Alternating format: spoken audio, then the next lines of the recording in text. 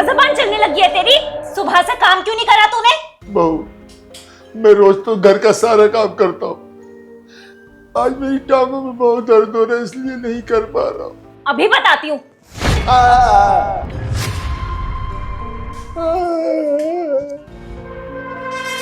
अरे वाह भाभी, क्या मस्त एक्टिंग कर रहे हो।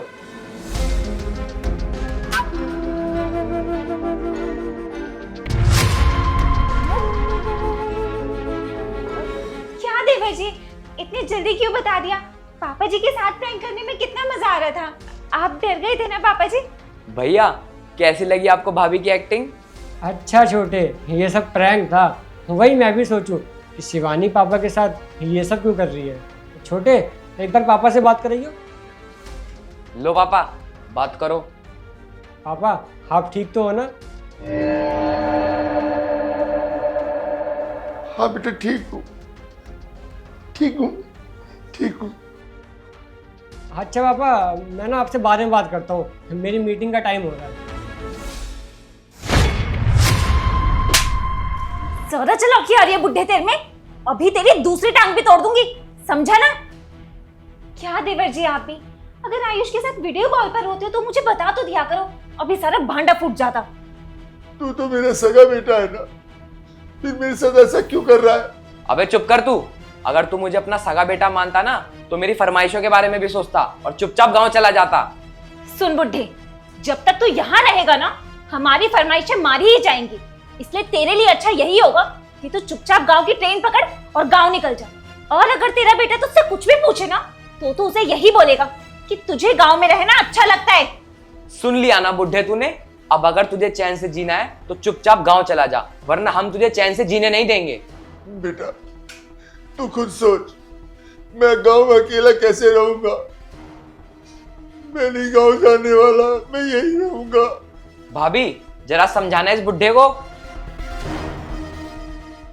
नहीं बहू, नहीं, तुम लोग मारो मत, मैं चला जाऊंगा, मैं चला जाऊंगा गांव। ये हुई ना बात। अब मैं तेरी जल्द से जल्द ट्रेन की टिकट कराता हूँ।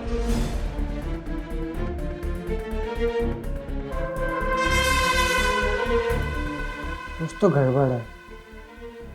मुझे लग रहा है ये प्रैंक तो नहीं था, क्योंकि अगर प्रैंक होता तो शिवानी पापा के पैर पे लात तो नहीं मारती। और तो और बहू, मैं रोज तो घर का सारा काम करता हूँ। आज मेरी टांगों में बहुत दर्द हो रहा है, इसलिए नहीं कर पा रहा हूँ। अगर ये प्रैंक होता तो पापा ये भी नहीं बोलते कि बहू रोज तो काम करता हूँ।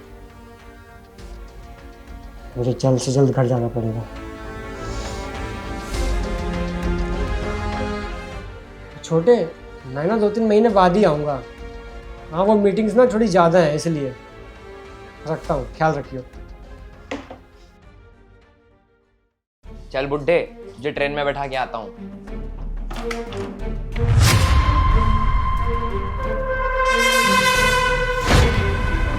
अरे भैया, आप इतनी जल्दी आ गए? आप तो 2-3 महीने बाद आने वाले थे ना? क्यों, मेरे जल्दी आने से तुझे खुशी नहीं हुई? अरे नहीं नहीं भैया, ऐसी कोई बात नहीं है। अच्छा, और ये बैग, पापा कहीं जा रहे हैं क्या? वो ना पापा का गांव जाने का मन था तो उन्हें वहीं स्टेशन छोड़ने जा रहे थे। क्या आयुष, तुम भी आते के साथ ही इतने सवाल जवाब करने लगे? इतनी दूर से सफर करके आए हो, आराम से बैठ जाओ, तब तक हम पापा जी को ना स्टेशन तक छोड़ाते हैं। शिवानी, गांव पापा नहीं, ये जाएगा। और रही बात तुम्हारी, तुम जाओगे इस घर के बाहर। भैया, ये क्या बोल रहे हो? चुप कर तू। तुम दोनों की सारी सच्चाई ना मेरे सामने आ चुकी है। अब जो भी बात है ना साफ साफ बता दो, वरना अगर पुलिस आई ना तो सच तो खुद ही निकलवा लेगी। नहीं नहीं भैया, मैं सब कुछ सच सच बताता हूँ आपको। बेटा, तुझे तो पता है ना घर में कितना खर्चा होता है ना? और मेरी दवाइयों पे भी कितना पैसा खर्च हो जाता है। तो बेटा, अभी तो बाइक रहने देना, अभी बाइक नहीं ले पाएंगे हम लोग। देख बेटा, तू भाई को भी मत बोलना, वो वैसे ही इतना परेशान रहता है, तो उसको बाइक के लिए बोलेगा ना तो वो और परेशान हो जाएगा ना। पापा, मेरे ना सारे दोस्तों के पास बाइक है, बस मेरे पास ही नहीं है। वैसे भी मैं कभी आपसे कुछ मांगता नहीं हूँ, एक ही तो चीज़ मांग रहा हूँ, वो भी पूरी नहीं कर सकते क्या?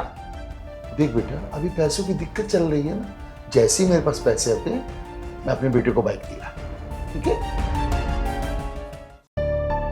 क्या हुआ देवर जी, उदास क्यों बैठे हो? क्या बताऊं भाभी, पापा को बाइक के लिए बोला था, मना कर दिया। और तो और बोला कि भाई से भी मत बोलियो, इलाज में पैसा उनका जा रहा है और फरमाइशें मेरी पूरी नहीं हो रही हैं। क्या बताऊं देवर जी, मेरे साथ भी ना कुछ ऐसा ही है।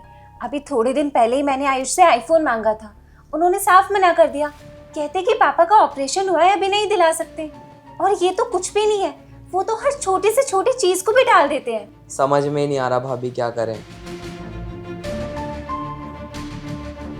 क्यों ना देवर जी, हम आपके पापा को गांव भेज दें। अरे भाभी, अगर पापा को गांव भेज देंगे तो उनका ख्याल कौन रखेगा, और वैसे भी गांव में कोई रहता भी नहीं है। ठीक है देवर जी, या तो आप अपना सोच लो या फिर पापा जी का, क्योंकि पापा जी यहाँ रहेंगे तो सारा पैसा तो उनके इलाज में जाएगा, फिर तो आने से रही आपकी बाइक। पर भाभी, पापा गांव जाएंगे कैसे? अगर हम पापा जी को रोज परेशान करें तो पापा जी खुद ही थक हार के गाँव चले जाएंगे, क्योंकि ऐसे तो वो जाने नहीं वाले। नहीं नहीं भाभी, हम पापा को परेशान थोड़ी ना कर सकते हैं, और वैसे भी उनकी तबीयत ठीक नहीं रहती है। ठीक है फिर, जैसी आपकी मर्जी, पापा जी को यही रहने देते हैं, चलती हूँ मैं। नहीं नहीं भाभी रुको, पापा को गांव तो भेज देंगे, पर मेरी बाइक कैसे आएगी? देखिए देवर जी, अगर पापा जी गांव चले जाएंगे तो आयुष जितनी भी सैलरी भेजेंगे सारी मुझे भेजेंगे, और सारा हिसाब किताब भी मैं ही देखूंगी। साथ ही साथ पापा जी की दवाइयों का खर्चा भी बचेगा, फिर तो आपकी बाइक आराम से आ जाएगी। हाँ भाभी, आइडिया तो अच्छा है।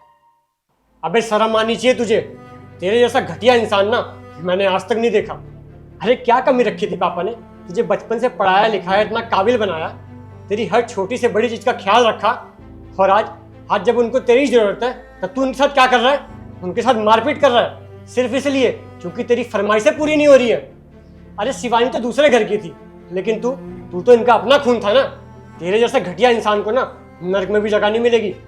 भैया प्लीज़ मुझे माफ़ कर दो, मुझसे बहुत बड़ी गलती हो गई। मैं भाभी के बहकावे में आ गया था, पर मैं वादा करता हूँ आज के बाद पापा का बहुत अच्छे से ख्याल रखूंगा।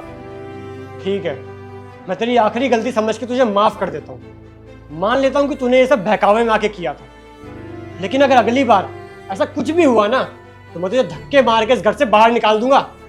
और शिवानी, तुम्हें जरा भी शर्म नहीं आई अपने बाप समान ससुर के साथ ये सब करते हुए? मेरे पापा ना तुम्हें अपनी बेटी की तरह मानते थे, लेकिन नहीं, तुम इन सबके काबिल ही नहीं हो। अब तुम एक काम करो, अपना सामान पैक करो और अपने घर निकलो। तुम्हारे घर वालों से मैं बात कर लूंगा। आयुष प्लीज मुझे माफ कर दो, मैं मानती हूँ मुझसे बहुत बड़ी गलती हुई है। मैंने पापा जी के साथ बहुत गलत किया, उन्हें बहुत सताया है, पर मैं तुमसे वादा करती हूँ आज के बाद मैं ऐसी गलती कभी नहीं करूंगी। पापा जी का बहुत अच्छे से ख्याल रखूंगी, उन्हें बिल्कुल अपने पापा की तरह मानूंगी।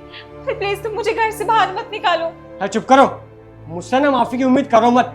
तुम्हें अपनी फरमाइशें ही पूरी करनी है ना, तो अपने घर जाके करना। बाहर निकलो।